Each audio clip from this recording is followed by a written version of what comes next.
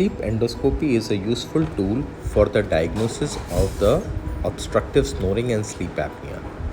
Sleep is artificially induced using Dexmed under monitoring, and a thin endoscope is inserted into the nasal cavity and airway to localize the level of obstruction causing loud snoring. Under monitored sedation, the nose, the nasopharynx, the velopharynx, the base tongue and the epiglottis are noticed for collapse. Soon the patient enters into an apneic phase. When he stops breathing, the snoring also stops and his oxygen saturation in the blood starts falling. During the apnea phase, the snoring and the breathing stops, the oxygen level starts to fall, and we see that there is no chest movement and paradoxical abdomen movements are seen.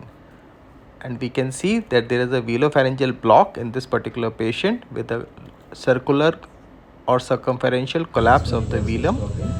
After the apneic phase, the breathing and the snoring gradually restart and the oxygen level again starts to improve.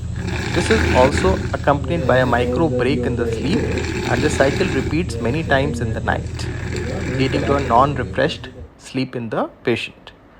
The DISE or the sleep endoscopy is a very important investigation to help us localize the level of the obstruction, which helps us to plan our surgical treatment for sleep apnea.